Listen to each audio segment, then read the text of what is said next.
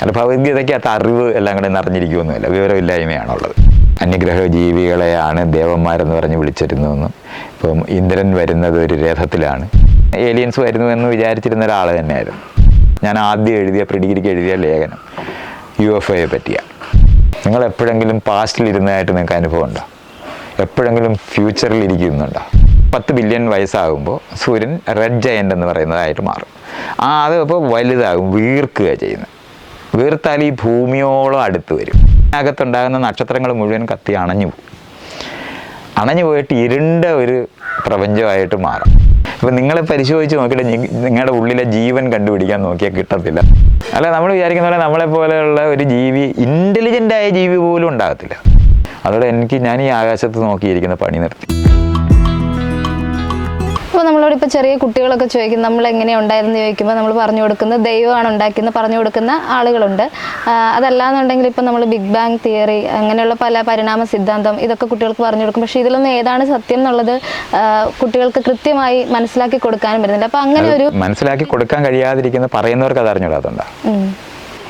മൈത്രേയനോടാണ് ഒരു കുട്ടി വന്ന് ചോദിക്കുന്നതെങ്കിൽ എന്തായിരിക്കും പറഞ്ഞത്? എന്തായിരിക്കും സാധാരണഗതി ചോദിക്കുന്നത്? എങ്ങനെയാണ് മനുഷ്യനുണ്ടായത്, ആദ്യത്തെ മനുഷ്യൻ ആരായിരുന്നു എന്ന് ചോദിച്ചാൽ ആദ്യത്തെ മനുഷ്യൻ എന്ന് പറയുന്ന ചോദ്യമില്ലെന്നുള്ളതാണ് ഞാൻ ആ കുട്ടിയോട് ആദ്യം പറയുന്നത്. എപ്പോഴും ഒരാൾ അതിന് തൊട്ട് മുമ്പുണ്ട്, അങ്ങനെയുള്ളൂ. തുടർച്ചയാണുള്ളത്. അതിന് മുമ്പില്ലാതിരുന്നു എന്ന് പറയുന്നത് അതിൻ്റെ ഘടകങ്ങളില്ലാതിരുന്നു എന്ന് പറയുന്ന പോലെ. ഘടകങ്ങളുണ്ട്. ഒരു ചേരുവ. എങ്ങനെയാണ് നമ്മൾ ജീവനെ മനസ്സിലാക്കേണ്ടതെന്ന് പറഞ്ഞാൽ, ഇപ്പം നിങ്ങളിരിക്കുന്ന ഈ കസേര, ആ കസേരയുടെ ഓരോ പാർട്ട് ഞാനെടുത്ത് ചേർത്തിട്ട് ആണ് നമ്മൾ ആ കസേരയുടെ രൂപം ഉണ്ടാക്കി. ആ പാർട്ട് ഞാനിങ്ങനെ എടുത്താൽ കസേര കാണാതായി പോകും. നമുക്ക് അതിലിരിക്കാനൊക്കത്തില്ല. അപ്പോൾ അത് ഒരു പ്രത്യേക ഘടനയിൽ തമ്മിൽ സംയോജിപ്പിക്കുമ്പോഴാണ് ആ കസേര അവിടെ പ്രത്യക്ഷം. കസേര എന്ന് പറയുന്ന ഗുണം അതിലിരിക്കാൻ പറ്റും. ആ ഇരിക്കുന്ന അവസ്ഥ അതിന് മുമ്പ് അതില്ല. അപ്പോൾ ഈ ഗുണപരത അതിനകത്ത്, അങ്ങനത്തെ ഒരു ഗുണം അവിടെ ഉൽപ്പാദിപ്പിക്കപ്പെടുമ്പോഴാണ് അതിനെ എമർജൻറ്റ് റിയാലിറ്റി എന്നാണ് നമ്മൾ പറയുന്നത്. അവിടെ ഉരുത്തിരിയുക, രൂപപ്പെടുക എന്ന് പറയുന്ന നിലവാരത്തിൽ. അപ്പം ഒരു ഫോമാണ് ഈ ഗുണം ഉണ്ടാക്കുന്നത്, ഒരു രൂപമാണ്. അപ്പോൾ ട്രാൻസ്ഫോർമേഷനാണ് ഈ നിരന്തരം മാറുക എന്ന് പറഞ്ഞാൽ ഒരു ഫോമിൽ നിന്ന് വേറൊരു ഫോമിലേക്ക് മാറിക്കൊണ്ടിരിക്കുന്നതാണ് പ്രപഞ്ചം. അപ്പോൾ ആ ഒരു പ്രത്യേക ഗുണം കുറേ നാളത്തേക്ക് നിൽക്കുന്നത് പോലെ അവിടെ മാത്രം, അതിന് മാത്രം. അപ്പം നിങ്ങളിപ്പോൾ ജീവനോടിരിക്കുന്നു എന്ന് പറയുന്നത് നിങ്ങളിലുള്ള എല്ലാ ഘടകങ്ങളും അതിൻ്റെ ഏറ്റവും ചേരുംപടി ചേർന്ന് നിൽക്കുന്നത് കൊണ്ടാണ് നിങ്ങളെന്ന് പറയുന്നത് അത് അവിടെ ഉള്ളത്. ഇതിനകത്തുനിന്ന് ഈ പാർട്ട് ഇങ്ങനെ ഓരോന്നായിട്ട് ഇങ്ങനെ മാറ്റിയാൽ നിങ്ങളങ്ങ് അപ്രത്യക്ഷമായി പോകും. അല്ലാതെ ഇതിനകത്തൊരു ജീവൻ ഒളിച്ചിരിക്കുകയല്ല, ഇറങ്ങിപ്പോകാൻ. അങ്ങനെയാണെന്ന് തെറ്റിദ്ധരിച്ചത് വഴിയാണ് നമ്മൾ പണ്ട് ജീവൻ വരികയും പോവുകയും മരിച്ചു പോകുന്നു എന്നൊക്കെ നമ്മൾ പറയുന്നത്. ഇതിനകത്തുനിന്ന് ഒരു ശക്തി ഇറങ്ങി പോകുന്നു എന്നാണ് വിചാരിക്കുന്നത്. കസേര ഈ പാർട്ടിയിൽ നിന്ന് ഇറങ്ങിപ്പോയിട്ടില്ല. ഒരു കാറൊക്കെ എടുത്ത് നമ്മളിങ്ങനെ പിരുത്തിട്ട കാറില്ല, അത് ഡ്രൈവ് ചെയ്യാനൊക്കത്തില്ല, അതിനകത്ത് ഇരിക്കാനൊക്കത്തില്ല, ഇതൊന്നും പറ്റത്തില്ല. പക്ഷെ അത് ആ ചേരേണ്ട പടി ചേരുക എന്ന് പറഞ്ഞാൽ അവിടെയാണ് അതിൻ്റെ ആ ഉത്തരം ഇരിക്കുന്നത്. അല്ലാതെ പുതിയതായി അവിടെ ഒരു ഗുണമുണ്ടായി. ആ ഗുണം എന്ന് പറയുന്നത് കാറാണെന്നുണ്ടെങ്കിൽ നമുക്ക് യാത്ര ചെയ്യാനും ഇരിക്കാനും പറ്റുന്ന ഒരു സ്ഥലമാണ്. ഈ ഗുണപരത അതിനു മുമ്പ് അതിൻ്റെ ഘടകത്തിൽ പരിശോധിച്ചാൽ കിട്ടത്തില്ല. ഇപ്പം നിങ്ങളെ പരിശോധിച്ച് നോക്കിയിട്ട് നിങ്ങളുടെ ഉള്ളിലെ ജീവൻ കണ്ടുപിടിക്കാൻ നോക്കിയാൽ കിട്ടത്തില്ല. അതുകൊണ്ടാണ് ജീവൻ കിട്ടാതെ പോകുന്നത്. അപ്പോൾ നമ്മളിതിനെ ഇങ്ങനെ ആത്മാവെന്നും ജീവനെന്നും ഒക്കെ പേരിട്ട് വിളിക്കുന്നു എന്നുള്ളതല്ലാതെ ഇതൊരു ഗുണപരത മാത്രമാണ് നിങ്ങളായിരിക്കുക എന്ന് പറയുന്നത്.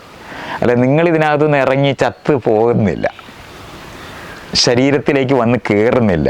അല്ല, ഊതി കയറ്റിയതാണെന്നൊക്കെ പണ്ട് പഠിപ്പിക്കുന്ന പോലൊന്നും അല്ല. എമർജൻസ് എന്ന് പഠിക്കണം. പ്രത്യക്ഷീഭവിക്കുക, നമുക്ക് അനുഭവപ്പെടുന്ന നിലവാരത്തിൽ അതവിടെ ഉണ്ടാകുന്നു. അല്ലാതെ ജീവൻ എന്ന് പറഞ്ഞ് ഈ ഘടകത്തിനകത്തുനിന്ന് എടുത്തു മാറ്റാനൊക്കത്തില്ല. അല്ലാതെ നിങ്ങളുടെ ശരീരം, ഇപ്പോൾ ഭഗവത്ഗീതയ്ക്കകത്ത് ജീവൻ ശരീരം എടുക്കുന്നതെന്നാണ്, ഉടുപ്പ് മാറുന്നത് പോലാണെന്നാണ് അവർ എഴുതി വയ്ക്കുന്നത്. അത് അടിസ്ഥാനപരമായ ആ വിഷയം അറിഞ്ഞുകൂടാത്തതുകൊണ്ട് പറയുന്നത്. അത് ഭഗവത്ഗീതയ്ക്കകത്ത് അറിവ് എല്ലാം കൂടെ നിറഞ്ഞിരിക്കുമൊന്നുമില്ല, വിവരമില്ലായ്മയാണുള്ളത്. ലോകത്തിനെ പറ്റിയുള്ള അറിവില്ല, ജീവനെ പറ്റിയുള്ള അറിവില്ല.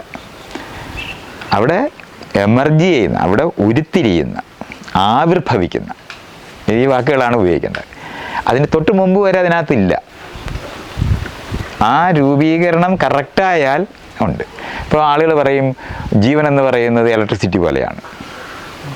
ഇലക്ട്രിസിറ്റി ഉണ്ട്, ഫാൻ കറങ്ങത്തില്ല, കാരണം അതിൻ്റെ ബോൾട്ടൊക്കെ മുറുകിയിരിക്കുകയാണ്, കറങ്ങത്തില്ലത്. കറക്റ്റായിട്ട് ഇരുന്നാലേ പറ്റുള്ളൂ.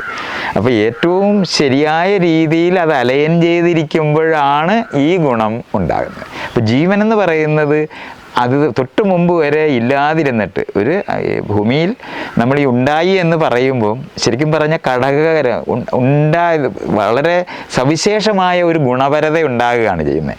അതിൻ്റെ എന്ന് പറഞ്ഞാൽ പലതരത്തിലുള്ള കെമിസ്ട്രികൾ ഒന്നിച്ച് ചേർന്നപ്പോൾ ആ ചേരുംപടി ചേർന്ന ഒരു പ്രത്യേക അനുപാതത്തിൽ ചേർന്നപ്പോഴാണ് ഈ ജീവനുള്ളതൊന്നും ജീവനില്ലാത്തതൊന്നും നമ്മൾ തരംതിരിക്കുന്ന നിലവാരത്തിൽ ജീവാനുഭവം ഉണ്ടാകുന്നത്. ആ ജീവാനുഭവം നഷ്ടപ്പെട്ടു പോകാതെ തുടരുക എന്ന് പറയുന്നതാണ് പിന്നെ സംഭവിച്ചത്. ജീവനെ നമ്മൾ മനസ്സിലാക്കേണ്ടത് വൺ ടൈം ഒക്കറൻസ് ആയിട്ടാണ് ഞാൻ ഇന്നത് മനസ്സിലാക്കുന്നത്.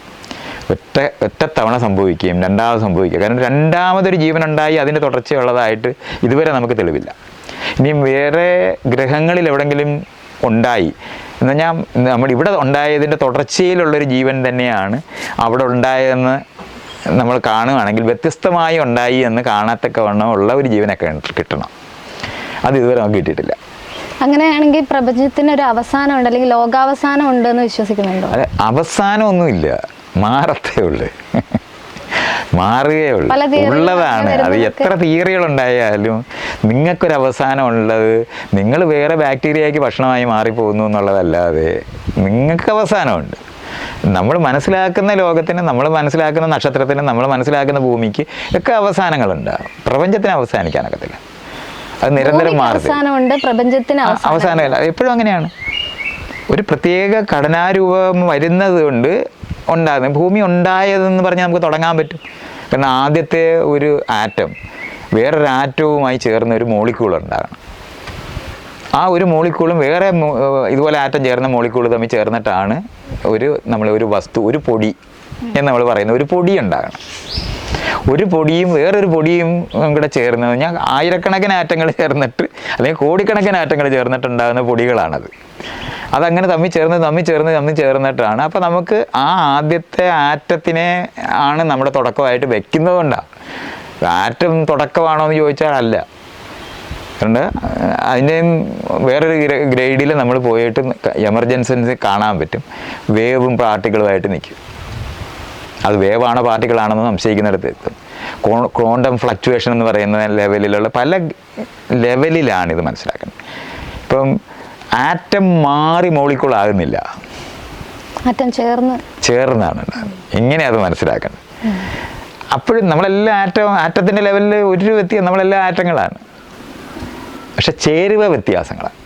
ഇതുകൊണ്ട് അങ്ങനെയാണ് വ്യത്യാസങ്ങൾ ഉൽപ്പാദിപ്പിക്കുന്നത്. അപ്പോൾ പലതരത്തിലുള്ള ചേരുവകൾ ഉണ്ടായത് വഴിയാണ്.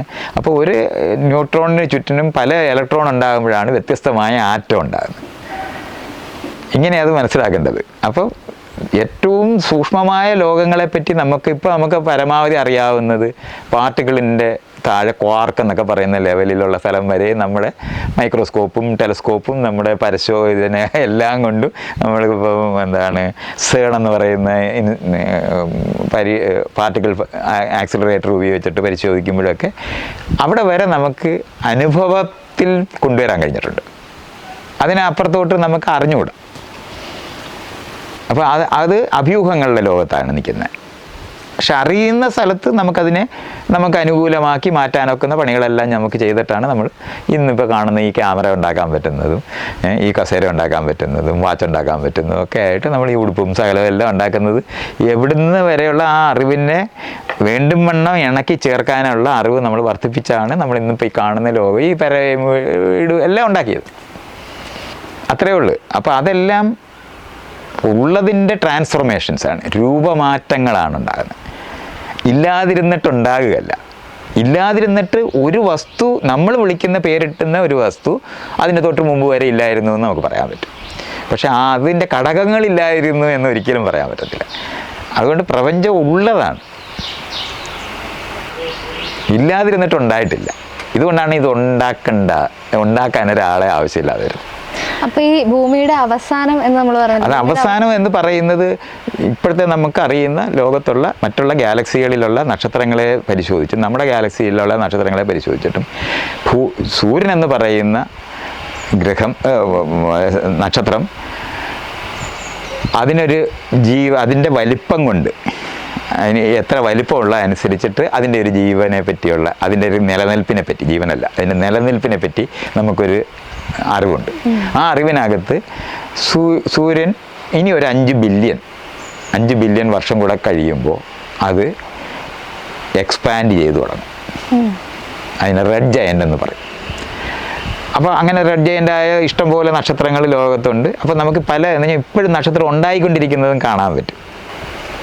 അപ്പോൾ അതിൻ്റെ പ്രോസസ്സുകളെ പറ്റി എല്ലാ പ്രായത്തിലുമുള്ള നക്ഷത്രങ്ങളെ ഇന്ന് നമുക്ക് ആകാശത്ത് കാണാം. അപ്പോൾ ഈ വലിപ്പമുള്ള നക്ഷത്രങ്ങൾ, സൂര്യന് സമാനമായ നക്ഷത്രങ്ങളുടെ ഡെവലപ്മെൻറ്റ് മുഴുവൻ ഇപ്പോൾ നമുക്കറിയാം. അപ്പോൾ ഇനി സൂര്യൻ ഇപ്പോൾ 5 ബില്യൺ വയസ്സായി. ഇനി ഒരു 5 ബില്യൺ 10 ബില്യൺ വയസ്സാകുമ്പോൾ സൂര്യൻ റെഡ് ജയൻ്റ് എന്ന് പറയുന്നതായിട്ട് മാറും. അത് ഇപ്പോൾ വലുതാകും, വീർക്കുക ചെയ്യുന്നത്. വീർത്താൽ ഈ ഭൂമിയോളം അടുത്ത് വരും. ഭൂമി പെട്ടുപോകാൻ വരെ സാധ്യതയുള്ള അത്രയും വലുതാകും. അവർ പറയുന്നത് ഭൂമിയെ തൊടത്തില്ലെന്നാണ് പറയുന്നത്. അത്രയും വരെയുള്ള വീർക്കാനുള്ള സാധന കയ്യിലുള്ളത്. പക്ഷേ സൂര്യനെ ഒരു 10 ഡിഗ്രി സെൻറ്റിഗ്രേഡ് ചൂടൊക്കെ തന്നെ കൂടി കഴിയുമ്പോഴത്തേന് നമ്മൾ അനുഭവിക്കുന്ന സ്ഥലത്തേക്ക് എത്തുമ്പോഴത്തേന് ഭൂമിയിൽ ഈ വായുവെല്ലാം അതിൻ്റെ സോളാർ ഫ്ലെയർ കൊണ്ട് തന്നെ പറന്നു പോകും. മാർസ് ആകുന്ന പോലെ നമ്മളായിപ്പോവും. വെള്ളമൊന്നും നിൽക്കത്തില്ല. എല്ലാം ഈ സോളാർ വിൻഡെന്ന് അതിന് പറയുന്നത്, സോളാർ അത് വന്ന് അടിച്ച് ഇതെല്ലാം പോവും. അതുകൊണ്ട് പിന്നെ അവിടെ ജീവൻ ഉണ്ടാകും എന്നുള്ള ജീവനില്ലാതായി പോവും. അല്ലാതെ അത് ഭൂമി അങ്ങ് ഇതിനകത്തായി പോകേണ്ട കാര്യമില്ല. അപ്പോൾ ജീവനുള്ള ഭൂമി കാണാതെ ആയിപ്പോവും. ഇനി അതല്ല, സൂര്യൻ വന്ന് ഭൂമിയെ എൻഗൾഫ് ചെയ്യുകയാണെങ്കിൽ ഭൂമിയും കൂടെ അതിനകത്തേക്ക് അങ്ങ് പോകും. അപ്പോൾ പിന്നെ അങ്ങനെ ഒരു അർത്ഥമില്ല, ഭൂമിക്കൊരു അവസാനമാണ്. ഇനി അങ്ങനെയല്ല, സൂര്യൻ അണഞ്ഞു പോവും. അത് കഴിഞ്ഞാൽ ഇത്രയും വലുതായി കഴിഞ്ഞാൽ പിന്നെ അത് ഈ ഹൈഡ്രജൻ ഹീലിയമായി മാറുന്ന ഒരു പ്രോസസ്സിന് ശേഷം അതിനേക്കാളും ഗുരുത്വമുള്ള, ഭാരമുള്ള മറ്റ് ആറ്റംസായിട്ട് മാറും. അങ്ങനെ മാറുമ്പോൾ ഇതങ്ങ് ചെറുതാവും. വൈറ്റ് ഡ്വാർഫ് എന്ന് പറയുന്ന തരത്തിലേക്ക് ചെറുതാവും. അപ്പോൾ അങ്ങനെ ചെറുതായി കഴിയുമ്പോഴത്തേന് സൂര്യൻ പിന്നെ പ്രകാശം തരുന്നില്ല. സൂര്യനെ നമ്മൾ ചന്ദ്രൻ അവിടെ നിൽക്കുന്ന പോലെ കാണത്തുള്ളൂ. അപ്പോൾ ഭൂമിയിൽ ഒരു ജീവനും അതിനെ ആശ്രയിച്ച് നിൽക്കുന്ന ജീവനൊന്നും നിൽക്കത്തില്ല. അതുകൊണ്ട് ജീവനില്ലാത്ത ഭൂമി ഉണ്ടാവാം. ഭൂമി അങ്ങനെ തന്നെ തുടരുന്നുണ്ടാവും. ഒരു പാറക്കഷ്ണം പോലെ തുടരുന്നുണ്ടാവും. വെള്ളമൊന്നുമില്ലാത്ത ഒരു പാറക്കഷ്ണം ചെറിയ ഈ ഗ്രഹത്തിന് ചുറ്റിനും കറങ്ങുന്നുണ്ടാവും.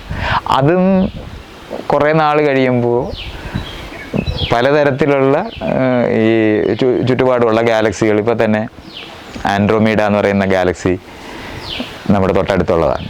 അത് നമ്മുടെ ഗാലക്സിയിലേക്ക് വന്ന് മുട്ടിക്കൊണ്ടിരിക്കുകയാണ്. ലിറ്ററലി ഇപ്പോൾ മുട്ടി തുടങ്ങിയിട്ടുണ്ട്. പക്ഷെ അതൊന്നും നമ്മളറിയത്തില്ല.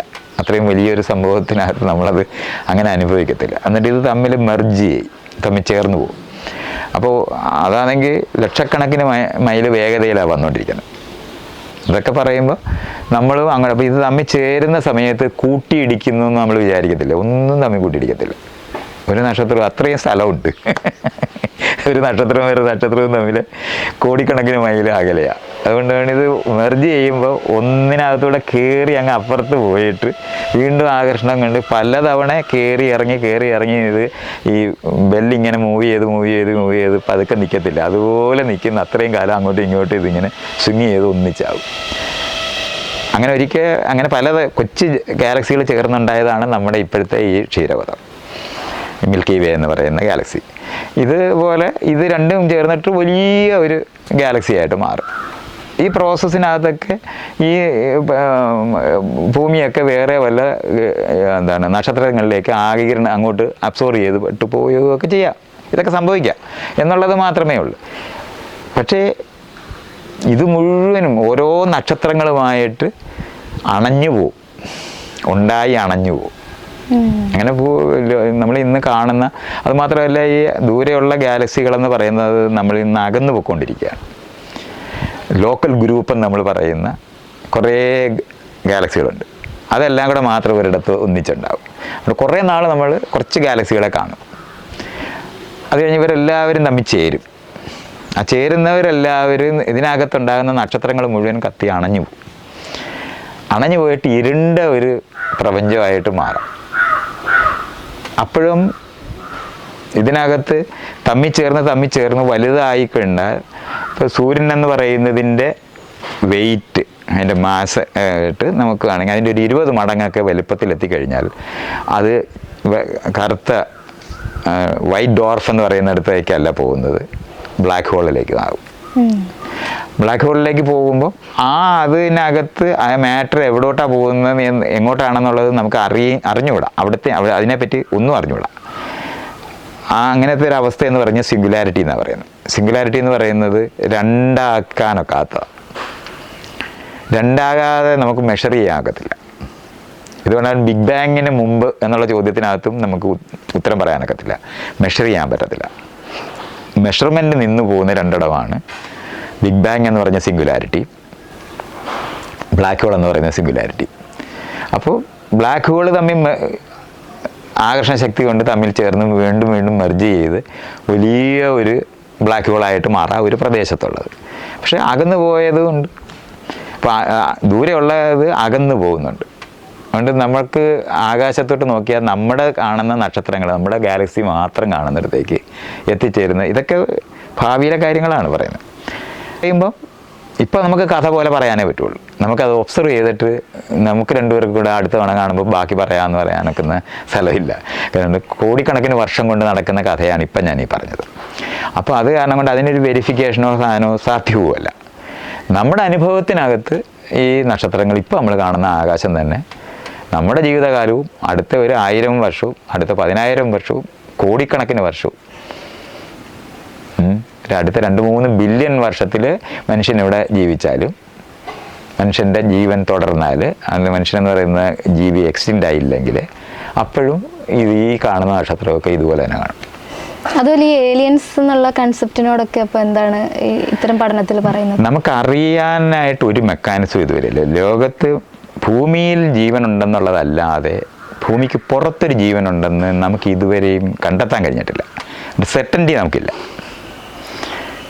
പക്ഷേ അഭ്യൂഹങ്ങൾ വെച്ചിട്ട് ഭൂമിയെ പോലെ നക്ഷത്രം, ഒരു സൂര്യനെ പോലൊരു നക്ഷത്രവും ഭൂമിയെ പോലൊരു ഗ്രഹവും ഉണ്ടായാൽ അവിടെയൊക്കെ മാത്തമെറ്റിക്കലി നമ്മളിങ്ങനെ കണക്ക് കൂട്ടിയെടുക്കാൻ പറ്റും. ഇപ്പോൾ നമ്മുടെ ഗാലക്സിയിൽ കോടിക്കണക്കിന് നക്ഷത്രമുണ്ട്. ആ കോടിക്കണക്കിന് നക്ഷത്രത്തിന് കൂടുതലും ഇരട്ട നക്ഷത്രങ്ങൾ. അപ്പോൾ അവിടെയൊക്കെ ഒരു ഗ്രഹങ്ങൾ രൂപപ്പെട്ടാലും ഈ രണ്ടെണ്ണത്തിൻ്റെ ഇൻഫ്ലുവൻസ് കൊണ്ട് ജീവൻ ഉണ്ടാകാനുള്ള സാധ്യത കുറവാണെന്നൊക്കെ കാണുന്നുണ്ട്. ഭൂമിയെ പോലുള്ള സൂര്യനിൽ നിന്ന് ഇത്രയും കൃത്യമായ അകലം, അതിന് ഇംഗ്ലീഷിൽ ഗോൾഡിലോക്സ് സോൺ എന്നാണ് പറയുന്നത്. അതൊരു പഴയ കഥയ്ക്കകത്തുനിന്ന് വരുന്നതാണ്. എന്ന് പറഞ്ഞാൽ എല്ലാം ചേർന്ന് ഏറ്റവും കറക്റ്റായ സ്ഥലം എന്നുള്ള അർത്ഥത്തിലാണ് ഗോൾഡിലോക്സ് സോൺ എന്ന് പറയുന്നത്. അതൊരു കഥയാണ്, അതെല്ലാം കൂടെ പറയണ്ട. അപ്പം അങ്ങനത്തെ എല്ലാം ചേർന്ന് നിൽക്കുന്ന ഇത്തരത്തിലുള്ള ഒരു ഇടമുണ്ടെങ്കിൽ അവിടെ ജീവൻ ഉണ്ടാകാനുള്ള സാധ്യതയുണ്ട്. അതിൻ്റെ തെളിവ് നമ്മുടെ ഭൂമിയിൽ ജീവനുണ്ടല്ലോ, ഇതാണ് നമ്മുടെ തെളിവ്. പക്ഷേ ഒരു പ്രശ്നം നമുക്ക് ഉണ്ട്. ഇങ്ങനത്തെ നക്ഷത്രങ്ങൾ നമ്മൾ കണ്ടെത്തുമ്പോൾ ഇതുവരെ നമുക്ക് കറക്റ്റായ നക്ഷത്രം ഇതുവരെ കിട്ടിയിട്ടില്ല. എന്നാലും സമാനമായതൊക്കെ വളരെ അടുത്തൊക്കെ ഉള്ള കുറച്ച് നക്ഷത്രങ്ങളൊക്കെ, അതൊക്കെ തന്നെയും ഇൻഫറൻസ് കൊണ്ടാണ്. എന്ന് പറഞ്ഞാൽ ഒരു നക്ഷത്രം നിൽക്കുന്നതിൻ്റെ മുൻവശത്ത് ഒരു കറുത്ത പൊട്ടുപോലൊരു ഗ്രഹം പോയി എന്ന് ലൈറ്റിൻ്റെ ചെറിയ മാറ്റം കൊണ്ടാണ് അവിടെ ഒരു എക്സോ പ്ലാനറ്റ് എന്ന് നമ്മൾ പറയുന്നതിനെ കണ്ടെത്തുന്നത്. അല്ലാതെ നമ്മൾ നേരിട്ട് കണ്ടിട്ടൊന്നുമല്ല. അത് വെച്ചിട്ട് നമ്മൾ മാത്തമെറ്റിക്കലായിട്ട് നമ്മൾ അറിവ് ചെയ്യുന്നതാണ് ഇത്രയും ദൂരത്തിൽ ഇത്ര വലിപ്പമുള്ള ഒരു ഗ്രഹം ഉണ്ടെങ്കിൽ ഇങ്ങനെ വരത്തുള്ളൂ എന്നുള്ളത് നമുക്ക് കണക്ക് കൂട്ടി കറക്റ്റായിട്ട് പറയാൻ പറ്റും. അതൊന്നും തെറ്റുന്നൊന്നുമില്ല. പക്ഷെ അവിടെ ജീവനുണ്ടെന്ന് പറയാനായിട്ട് നമുക്ക് കഴിയില്ല. ജീവനുള്ള ഒരു പെരുമാറുന്ന ചില സാധനങ്ങൾ ഉണ്ട്. ജീവനുള്ള ഒരു ഗ്രഹത്തിലാണെങ്കിൽ ഭൂമിയിൽ സംഭവിക്കുന്ന ചില കാര്യങ്ങൾ സംഭവിക്കുന്നുണ്ട്. ചില കെമിക്കൽ ചേഞ്ചസ് വെച്ചിട്ട് നമുക്ക് വീണ്ടും ഇതുപോലെ അസ്യൂം ചെയ്യാൻ പറ്റും. പക്ഷെ അങ്ങനത്തെ ഒന്നും ഇതുവരെ നമുക്ക് കിട്ടിയിട്ടില്ല. അതുകൊണ്ട് ബാക്കിയൊക്കെ അഭ്യൂഹം പറയാനേ പറ്റത്തുള്ളൂ. വേറൊരു സ്ഥലത്തു നിന്ന് ആളുകൾ വന്നു എന്ന് പറയുന്നത്. ഇപ്പോൾ ഒരു വിഭാഗം ആളുകളെ ഈ ദൈവത്തെ ഭക്തി എന്ന രീതിയിൽ കാണുന്നത് പോലെ തന്നെ ഏലിയൻസിനെ ദൈവമായിട്ട് അല്ലെങ്കിൽ പ്രത്യേക കഴിവുള്ളവരായിട്ട് കാണുന്ന അങ്ങനെ ഒരു വിഭാഗം ആൾക്കാരെയും കൂടെ നമുക്കിപ്പോൾ സോഷ്യൽ മീഡിയയിൽ കാണാൻ പറ്റുന്നുണ്ട്. അത്തരത്തിലുള്ള സംഭവങ്ങൾ വായിച്ചിട്ടുണ്ട്. അങ്ങനത്തെ ഒരു സങ്കല്പം തുടങ്ങുന്നത് ഈ ചന്ദ്രനിലെ മനുഷ്യർ പോയപ്പോഴാണ് അങ്ങനത്തെ ഒരു ചിന്ത അങ്ങനെ ഉണ്ടാകുന്നത്. എറിക് വോൺ ഡാനിക്കൻ എന്ന് പറയുന്ന ഒരു ജർമ്മൻകാരനാണ് ഈ ഒരു സിദ്ധാന്തം ആദ്യം ഉണ്ടാക്കിയത്. നമ്മുടെ ഈ എല്ലാ വേദങ്ങളിനകത്തും പഴയകാലത്തെ ഡിസ്ക്രിപ്ഷൻസിനകത്തെല്ലാം ഇങ്ങനെ അന്യഗ്രഹ ജീവികളെയാണ് ദേവന്മാരെന്ന് പറഞ്ഞ് വിളിച്ചിരുന്നതെന്നും ഇപ്പം ഇന്ദ്രൻ വരുന്നത് ഒരു രഥത്തിലാണ്, അയാൾ വരുന്ന തെക്കുന്നും വടക്കുന്നും ഒക്കെ ആയിട്ട് വരുന്നതായിട്ടാണ് അവർ ഡിസ്ക്രൈബ് ചെയ്തിട്ടുള്ളത്. അപ്പോൾ ഒരു വാഹനത്തിൽ വരുന്നതാണ് അവർ എഴുതിയിട്ടുള്ളത്. പിന്നെ അവരുടെ ശരീരം അവർ വരച്ചു വെച്ചിരിക്കുന്ന പടത്തിനകത്തെല്ലാം നമ്മൾ തലപ്പാവതിന് പകരം ഇന്ന് നമ്മളൊരു സ്പേസ് സൂട്ട് കാണുന്നത് പോലെയാണ് വരച്ചു വെച്ചിരിക്കുന്നത്. അപ്പോൾ ഇതുപോലെ ഒത്തിരി സമാനതകൾ നമുക്ക് കാണാൻ പറ്റുന്ന കാര്യങ്ങളൊക്കെ ഉണ്ട്. അങ്ങനെ ഇല്ലെന്ന് വിചാരിക്കണ്ട, അത് നമുക്ക് സമാനതകൾ പറയാൻ പറ്റുന്ന തരത്തിൽ ഒത്തിരി ഡിസ്ക്രിപ്ഷൻസ് ഉണ്ട്. അപ്പോൾ അത് ഇപ്പോൾ ബൈബിളിനകത്തു നിന്നൊക്കെ അതുപോലത്തെ ഏടുകളൊക്കെ കാണിക്കാൻ പറ്റും.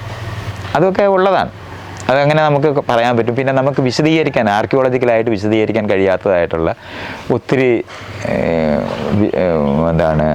ആർക്കിയോളജിക്കൽ വസ്തുവകകളുണ്ട്. അത് ചില ഒരു ചിത്രം നമുക്ക് കാണണമെന്നുണ്ടെങ്കിൽ വളരെ ഉയരത്തിൽ പോയി നിന്ന് മാത്രമേ കാണാനൊക്കത്തുള്ളൂ. ചിത്രത്തിൻ്റെ മുഴുവൻ അംഗങ്ങളും കാണണം. അപ്പോൾ ആ മുകളിൽ നിന്ന് നോക്കിയാൽ മാത്രം കാണുന്നത് എങ്ങനെയാണ് താഴെ ഇരുന്നവർ വരച്ചതെന്നുള്ളൊരു പ്രശ്നം വരും. തൊട്ടടുത്തൊക്കെ മല പോലും ഇല്ല കാണാനായിട്ട്. ഒരു ഡെസർട്ടിൻ്റെ നടുവിലൊക്കെ ഭയങ്കര ചിത്രങ്ങൾ വരച്ചു വെച്ചിട്ടുണ്ട്. അപ്പോൾ ഇതുപോലുള്ള കുറേ അൺഎക്സ്പ്ലെയിനബിൾ ആയിട്ടുള്ള കുറേ സാധനങ്ങളുണ്ട്. അതിനൊക്കെ ഈ സ്പേസിൽ നിന്ന് ആൾ വന്നിട്ടാണിത് എന്നുള്ള കാര്യത്തിൽ വിശദീകരിക്കപ്പെടുന്നുണ്ട്. പക്ഷെ ഇപ്പോൾ വ്യക്തിപരമായിട്ട് ഞാൻ അങ്ങനെ ഏലിയൻസ് വരുന്നു എന്ന് വിചാരിച്ചിരുന്ന ഒരാൾ തന്നെയായിരുന്നു. ഉണ്ടാകുമെന്ന് വിചാരിച്ച് അൺഐഡൻറ്റിഫൈഡ് ഫ്ലൈയിങ് ഒബ്ജക്ട്സ് എന്ന് പറയുന്ന ഞാൻ ആദ്യം എഴുതിയ പ്രീഡിഗ്രിക്ക് എഴുതിയ ലേഖനം UFOയെ പറ്റിയാണ്. അതിൻ്റെ ഒരു ഇൻഫ്ലുവൻസ് എന്തായിരുന്നു? അത് ഞാൻ പുറത്തുനിന്ന് വന്ന മാസികകൾ വായിച്ചായിരുന്നു ഞാൻ വളർന്നത്. അപ്പം അതുകൊണ്ടാണ് അതങ്ങനെ. അപ്പോൾ UFOയെ പറ്റി എന്നിട്ട് ഈ അധ്യാപകൻ അന്തം വിട്ടിട്ട് അയാൾക്ക് കേട്ടിട്ട് പോലും ഇല്ല. അപ്പം അയാളിങ്ങനെ അന്തം വിട്ടത് ഇങ്ങനെ വേറെ വല്ലതും എഴുതിത്താ എന്ന് അവസാനം പറഞ്ഞ്, ഗ്രാമറൊക്കെ കുഴപ്പമില്ല, അതുകൊണ്ട് വേറെ വല്ലതും എഴുതിത്താ എന്നാണ് പറഞ്ഞത്. അപ്പോൾ അങ്ങനെയൊക്കെ വിചാരിച്ചിരുന്ന ഒരാളാണ് ഞാൻ. പക്ഷെ ഇന്ന് എനിക്ക് അങ്ങനെ അന്ന് ഞാൻ മനസ്സിലാക്കുന്ന പോലെ അത് മനസ്സിലാക്കാൻ പറ്റാത്ത മറ്റ് ചില ബയോളജിയൊക്കെ അറിയുന്ന കാരണം കൊണ്ടുണ്ടാകുന്ന പ്രശ്നം. ഒന്ന് ഇതാണ്, ജീവനെ 2 തവണ ഭൂമിയിലുള്ളതായിട്ട് ഒരു തെളിവില്ല. അപ്പോൾ ഈ ഇഷ്ടം പോലെ ഉണ്ടാകുന്ന ഒരു സംഭവമല്ല ജീവനെന്ന് കാണാൻ പറ്റുന്നത്. ഭൂമിയിൽ തന്നെ ജീവൻ എന്തുകൊണ്ട് 2 തവണ ഉണ്ടായില്ല എന്നുള്ളതിനൊരു ഉത്തരം പറയണ്ടേ നമ്മൾ. അപ്പോൾ അതൊരു പ്രശ്നമായി. അപ്പോൾ അത് മാത്രമല്ല, നമുക്ക് ഒരു തെളിവുമില്ല വേറെ എവിടെയെങ്കിലും ജീവനുള്ളതിന്. ഒരു ബാക്ടീരിയ പോലും നമുക്ക് കിട്ടിയിട്ടില്ല. അടുത്തത് ഒരു പ്രശ്നം ഞാൻ ഇതുവരെ നേരത്തെ ആളുകൾ പറയാത്തത് ഇപ്പോൾ പറയുന്നതായ ഒരു കാര്യമാണ്. ഒന്ന്, ഒരേ തരത്തിലെ ജീവന് ഇല്ല, നിരന്തരം മാറിക്കൊണ്ടിരിക്കുന്ന ജീവനേ ഉള്ളൂ. പക്ഷെ നമ്മൾ പണ്ടേ തൊട്ട് പഠിക്കുന്നത് ചാക്രികമായിട്ടാണ് ജീവൻ എന്നാണ്. അത് ഭൂമി തിരിയുന്നതുകൊണ്ട് നമുക്ക് ഉണ്ടായ ഒരു കൺഫ്യൂഷനാണ്. ഭൂമി തിരിയുക, റിവോൾവ് ചെയ്യുക എന്ന് പറയുന്നത്, സൂര്യന് വലം വയ്ക്കുക, അങ്ങനെ അതുപോലെ സീസണൊക്കെ വരുന്ന കണ്ടിട്ട് നമ്മളിങ്ങനെ ചാക്രികമായിട്ടാണ് ഈ കാര്യങ്ങൾ, കാലചക്രം എന്നൊക്കെയാണ് നമ്മൾ പറയുന്നത്. പക്ഷെ അങ്ങനെ അല്ല. ഒന്നിനെപ്പോലും ഒരെണ്ണം രണ്ടാമതുണ്ടായിട്ടില്ലാത്തൊരു പ്രപഞ്ചമാണ്. എപ്പോഴും മാറി പുതിയതായിരിക്കുന്ന ഒരു പ്രപഞ്ചമാണുള്ളത്. നമ്മളൊരു ഇപ്പം സ്നോഫ്ലേക്ക് എടുത്താൽ പോലും ഒരുപോലത്തെ സ്നോഫ്ലേക്ക് 2 ഇല്ല. ഇത് അതിലൊന്നും മാത്രമല്ല, എന്തെടുത്താലും ഒന്നുപോലെ വേറൊന്നില്ല. അങ്ങനത്തെ ഒരു പ്രപഞ്ചമാണ്. ആവർത്തനമില്ലാത്ത പ്രപഞ്ചമാണ്. പക്ഷെ നമ്മളറിയാതെ ആവർത്തനം ഉണ്ടെന്ന് തെറ്റിദ്ധരിക്കുന്നവരുമാണ്. അത് സൂര്യനെ ചുറ്റിനും ഭൂമി തിരിയുന്നതുകൊണ്ട് ഒരുപോലെ തിരിയുന്നത് നമ്മൾ വിചാരിക്കുന്നത്. എല്ലാ തവണയും മാറിയാ തിരിയുന്നത്. ഒരുപോലെ തിരിയുന്നില്ല. ഭൂമിയിലേക്ക് ആയിരക്കണക്കിന് സാധനങ്ങൾ വന്ന് വീണുകൊണ്ടിരിക്കും. കൊച്ചു പൊടി തൊട്ട് വലിയ ഉൽക്കകൾ വരെ വന്ന് വീഴും. അങ്ങനെ ഭൂമിക്ക് ഭാരം കൂടും. അങ്ങനെ ഭൂമി മാറുന്നുണ്ടെന്നുള്ള കാര്യം മറന്നു പോകും നമ്മൾ ഇതിനിടയ്ക്ക്. ഭൂമി സൂര്യനിൽ നിന്ന് വ്യത്യസ്തമായിക്കൊണ്ടിരിക്കും, അകലുന്നുണ്ട്. ചെറിയ ഒരു മില്ലിമീറ്ററെങ്കിലും വെച്ച് മാറും. അപ്പോൾ ഒരുപോലെ മാറുന്നതല്ല. അടുത്തതെന്ന് പറയുന്നത് ഭൂമിയിലുണ്ടായ ഒരു ജീവനും ഇപ്പം നിങ്ങളെപ്പോലൊരാൾ ഭൂമിയിലില്ല, വേറൊരാളില്ല. അതുകൊണ്ട് ആവർത്തനമില്ലാത്ത പ്രപഞ്ചമാണെന്ന് ഞാൻ മനസ്സിലാക്കിപ്പോയി. നിരന്തരം പുതിയതായി മാറുന്ന പ്രപഞ്ചങ്ങൾ, തുടർച്ച മാത്രമേ ഉള്ളൂ, അല്ലാതെ ആവർത്തിക്കുന്നില്ല. അപ്പം നമ്മളെപ്പോഴും വിചാരിക്കുന്നത് സൂര്യനിൽ നിന്ന് ഇത്ര ദൂരത്തിലൊരു ഭൂമി ഉണ്ടെങ്കിൽ സ്വാഭാവികമായി അവിടെ ജീവനുണ്ടാകും എന്നാണ് അവർ വിചാരിക്കുന്നത്. അങ്ങനെ ജീവൻ ഉണ്ടായിക്കഴിഞ്ഞാൽ സ്വാഭാവികമായി അത് കൊച്ചു ജീവനായിട്ട് ആരംഭിച്ച് നമ്മൾ ഈ കാണുന്ന തരത്തിൽ വേറെയൊക്കെ ആലോചിക്കും, പലതരത്തിൽ കെമിസ്ട്രി കൊണ്ടൊക്കെ മാറി ഉണ്ടാകുന്നൊക്കെ ആലോചിച്ചാലും ശരി, നമ്മളെപ്പോലെ ഇൻ്റലിജൻ്റ് ആയ ഒരു ജീവി ഉണ്ടാകുമെന്നാണ് വിചാരിക്കുന്നത്. അങ്ങനെ ഒരു ഉണ്ടാകണമെന്ന് ഒരു തെളിവും നമുക്കില്ല. ഇപ്പോൾ പല പഠനങ്ങളിൽ ഈ ക്ലോണിംഗ് ഒക്കെ നടത്താനുള്ള ശ്രമങ്ങൾ നടക്കുന്നത്. ക്ലോൺ എന്ന് പറയുന്നത് വേറെയാ, സദൃശ ഇരട്ടകളെ ഉണ്ടാവുള്ളൂ. സദൃശ ഇരട്ടകളെന്ന് പറയുന്നത് ഒരുപോലാണെന്ന് നമ്മൾ പറഞ്ഞാലും ഒരുപോലെ അല്ല, രണ്ടായി മാറും. ക്ലോൺ ചെയ്താൽ നിങ്ങളുടെ തനിമയുള്ള കോപ്പി അല്ല, നിങ്ങളുടെ വേറൊരാളാണ് ഉണ്ടാകുന്നത്. എല്ലാ തവണയും ഒരു അണ്ഡം രണ്ടാകുമ്പം അതെടുത്ത് രണ്ടാക്കിയാൽ 2 കുട്ടികളാണ് ഉണ്ടാകുന്നത്. 2 കുട്ടികളും വേറെ ആയി പോകും, അല്ലാതെ ഒരു കുട്ടി രണ്ടാകുകയല്ല. സാങ്കേതികമായിട്ട് നോക്കിയാൽ ഒരു കുട്ടി രണ്ടായതാണ്. ഒരാളല്ലയോ ജന്മം കൊടുത്തതെന്ന് പറയുന്ന അർത്ഥത്തിൽ നമുക്ക് പറയരുതോ? പക്ഷെ അതൊന്നും അല്ല, വേറെയാണ് ആകുന്നത്. ഒരമ്മയിൽ നിന്ന് അമ്മ തന്നെ ഉണ്ടാക്കിയ അണ്ഡം ഉണ്ടാക്കുന്ന ഈ എത്രയോ കൊച്ചു ജീവികൾ സ്വന്തമായിട്ട് കുട്ടി ഉണ്ടാക്കുന്നവരുണ്ട്. അപ്പോഴും ഉണ്ടാകത്തില്ല, മാറും. കാരണം സാഹചര്യം മാറുന്നതനുസരിച്ചിട്ട് അതിന് പ്രതിപ്രവർത്തിച്ചിട്ടാണ് ഓരോ ജീവനും നിൽക്കുന്നത്. അതുകൊണ്ട് മാറി തുടരാനേ പറ്റുള്ളൂ. അതുകൊണ്ട് ആവർത്തിക്കുന്ന പ്രപഞ്ചമില്ല. ഇതുവരെ ഭൂമിയിലുണ്ടായ ഒരു ജീവനും രണ്ടാമതുണ്ടായിട്ടില്ല. ഇപ്പോൾ ഫോസിലെടുത്ത് നമ്മളിങ്ങനെ നോക്കിയാൽ മതി, എല്ലാം വേറെ വേറെ വേറെ വേറെ ജീവികളെയാണ്. അല്ലാതെ പഴയ ജീവികളെ നമ്മൾ പിന്നെ കാണുന്നേ ഇല്ല, മാറിയ പുതിയതാണ് ഉണ്ടാകുന്നത്. ഇങ്ങനെ പുതിയ ലോകങ്ങൾ രൂപപ്പെടുന്നു എന്നുള്ളതല്ലാതെ നമ്മൾ ഈ വിചാരിക്കുന്ന പോലെ ഒരു ഗ്രഹത്തിനകത്ത് നമ്മുടെ ഇവിടെ ഏതെങ്കിലും ഒരു പാറ്റേണിൽ ഒരിക്കലും ഉണ്ടാകത്തില്ല. നമ്മളെപ്പോലെ ഒരു മനുഷ്യനെ പോലെ ചിന്തിക്കുന്ന ഒരു ജീവി ഇനിയും പ്രപഞ്ചത്തിൽ ഉണ്ടാകത്തില്ല. ഇത് എനിക്ക് സംശയമില്ലാതെ എന്നറിയാം. ഇതാണ് പുതിയ പുസ്തകത്തിലെ പ്രധാന അതിനകത്ത് ഒരു കാര്യമാണ്, ജീവനെ പറ്റി പറയുമ്പോഴാണ് ഒരിക്കലും ഉണ്ടാകാനൊക്കത്തില്ല. അല്ല, നമ്മൾ വിചാരിക്കുന്ന പോലെ നമ്മളെപ്പോലെയുള്ള ഒരു ജീവി, ഇൻ്റലിജൻ്റായ ജീവി പോലും ഉണ്ടാകത്തില്ല. വേറെ ഇൻ്റലിജൻസേ ഉണ്ടാകത്തുള്ളൂ. ഇപ്പോൾ ഇവിടെ ഇൻ്റലിജൻ്റാണ് ഒക്ടോപ്പസ്, നമുക്ക് എന്തെങ്കിലും കമ്മ്യൂണിക്കേഷൻ ഉണ്ടോ അവരുമായിട്ട്? ഡോൾഫിൻ കളിക്കാൻ പറ്റും, പട്ടിയെടുത്തൊക്കെ ചെയ്യുന്ന പോലെയൊക്കെ ചെയ്യാൻ പറ്റും എന്നുള്ളതല്ലാതെ ഇനി ഒരിക്കലും ഈ പ്രപഞ്ചത്തിനകത്ത് നമ്മളെപ്പോലൊരു ജീവി ഉണ്ടാകത്തില്ല എന്നുള്ളതാണ് ഞാൻ ബയോളജി പഠിച്ചു പോകാൻ മനസ്സിലായി. അതോടെ ഞാൻ ഈ ആകാശത്ത് നോക്കിയിരിക്കുന്ന പണി നിർത്തി. മറ്റേ അതുവരെ നോക്കിയിരിക്കുകയായിരുന്നു, ആദ്യം വരുന്നവനെ കാണാമല്ലോ എന്ന് വിചാരിച്ചിട്ട്. ആര് വന്നാലും, ഇനി അവിടെ നിന്ന് ആരെങ്കിലും വന്നാലും നമ്മളുമായി ഒരു ബന്ധം ഉണ്ടാക്കാത്ത ഒരു കൂട്ടരായിരിക്കും വരുന്നത്. എന്നിട്ട് നമ്മൾ ചിന്തിക്കുന്ന പോലെ നമ്മുടെ ഈ തരത്തിലുള്ള ഒരു ബോധരൂപീകരണം ഒന്നും തന്നെ സംഭവിക്കത്തില്ല. ആവർത്തിക്കാത്ത പ്രപഞ്ചമായതുകൊണ്ടാണ് ഞാൻ ആകാശത്ത് നോക്കി ഇനിയിരിക്കത്തില്ല. വരാൻ ഒരു സാധ്യതയും ഞാൻ കാണുന്നില്ല. അത് വേറെ സാങ്കേതികമായ കഴിവില്ലായ്മയുടെ പ്രശ്നങ്ങളൊന്നുമല്ല. ഒരു വാഹനം ഉണ്ടായി വരാനായിട്ടൊക്കെ, വാഹനത്തിൽ കയറി വരുന്നതൊക്കെ ആലോചിച്ച് കഴിഞ്ഞാൽ തന്നെ പാടാം. അത് വേറെ പ്രശ്നങ്ങളാണ്, ടെക്നിക്കൽ പ്രശ്നങ്ങൾ. ലൈറ്റിൻ്റെ സ്പീഡിൽ യാത്ര ചെയ്യാതൊന്നും നമുക്ക് എവിടെയെങ്കിലും വന്ന് കണ്ടെത്തി തിരിച്ചു പോകാനൊന്നും ഒക്കത്തില്ല. ഒരിക്കലും കമ്മ്യൂണിക്കേഷൻ സാധ്യമല്ല. ഇനി അടുത്ത ഒരു പ്രശ്നം കൂടെ പറയും. നമ്മൾ ഈ നിമിഷം ഇവിടെ എന്ന് പറയുന്ന അനുഭവത്തോടെ ഇരിക്കത്തുള്ളൂ. ഇപ്പം നിങ്ങളൊരു വാഹനത്തിൽ കയറി ഭാവിയിലേക്കും ഭൂതത്തിലേക്കും പോകുന്നു എന്ന് നിങ്ങൾ വിചാരിക്കുന്നുണ്ടാവും. നിങ്ങൾ ചെല്ലുന്നിടമല്ല ഇവിടെ ആയിപ്പോവും, ഇപ്പോഴായിപ്പോവും. നിങ്ങൾക്ക് ഒരിക്കലും അതുകൊണ്ട് പ്രസൻറ്റിൽ നിന്ന് നിങ്ങൾക്ക് മോചനമില്ല. അതുകൊണ്ട് നിങ്ങൾക്ക് സാങ്കേതികമായിട്ട് ഐൻസ്റ്റൈൻ പറയുമ്പോൾ ടെക്നിക്കലി നമുക്ക് പാസ്റ്റിലേക്ക് പോകാം എന്നുള്ളതല്ലാതെ നമ്മൾ പോയാൽ അത് പ്രസൻ്റായി പോകും. നിങ്ങൾ എപ്പോഴെങ്കിലും പാസ്റ്റിൽ ഇരുന്നതായിട്ട് നിങ്ങൾക്ക് അനുഭവം ഉണ്ടോ? എപ്പോഴെങ്കിലും ഫ്യൂച്ചറിൽ ഇരിക്കുന്നുണ്ടോ? ഇല്ല. ഈ പാസ്റ്റും പ്രസൻറ്റും എന്ന് പറയുന്നത് മനുഷ്യനിർമ്മിതമായ മനുഷ്യ ബോധത്തിനോട് ബന്ധപ്പെട്ടുള്ള നമ്മുടെ മെഷർമെൻറ്റ് മാത്രമാണ്. അല്ലാതെ നിങ്ങൾക്ക് ഒരിക്കലും പാസ്റ്റ് എക്സ്പീരിയൻസ് ചെയ്യാൻ പറ്റത്തില്ല, ഫ്യൂച്ചർ എക്സ്പീരിയൻസ് ചെയ്യാൻ പറ്റത്തില്ല. ടൈം എന്ന് പറയുന്നത് നമ്മുടെ മെഷർമെൻറ്റ് മാത്രമാണ്. ഇതുകൊണ്ട് ഒരു കാലത്തും നിങ്ങൾക്ക് ഈ പറയുന്ന പാസ്റ്റിലോ പ്രസൻറ്റിലോ ഫ്യൂച്ചറിലോ നിങ്ങൾ വേം ഹോളി വഴി പോയാലും, എന്ന് പറഞ്ഞാൽ വേം ഹോൾ എന്ന് പറയുന്നത് ബ്ലാക്ക് ഹോള് വേറെ ഡയമെൻഷനിലേക്ക് പോകും എന്നൊക്കെയുള്ള, ഞാൻ അതിൻ്റെ ഡീറ്റെയിലിലോട്ട് പോകുന്നില്ല ഇപ്പോൾ. അതിനകത്ത് കയറി നിങ്ങൾ പോയാലും പ്രസൻ്റായി പോകും. ഒരിക്കലും നിങ്ങൾ അവിടെ പോകത്തില്ല. നിങ്ങൾ ചെല്ലുന്നിടമല്ല ഇവിടെ ആയി പോകും എന്ന് പറയുന്ന ഫിലോസോഫിക്കലായിട്ട് തന്നെ നിങ്ങൾക്ക് സാധ്യമല്ല. അതുകൊണ്ട് വെറുതെ ആകാശത്ത് നോക്കി ഒരു ഏലിയനും വരാൻ നോക്കിയിരിക്കേണ്ട.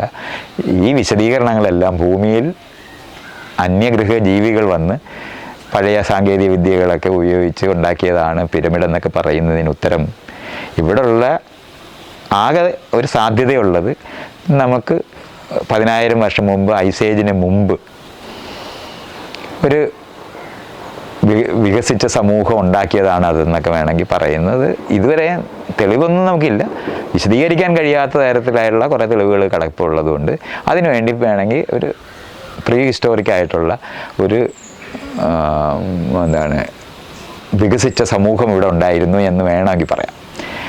അതും തെളിവുള്ള കാര്യമല്ല, ഇപ്പോൾ ഉള്ള ചിലത് വിശദീകരിക്കാൻ കഴിയാത്തത് കൊണ്ട് മാത്രം പറയാനുള്ള ഉത്തരവ് എന്നുള്ളതേ ഉള്ളൂ.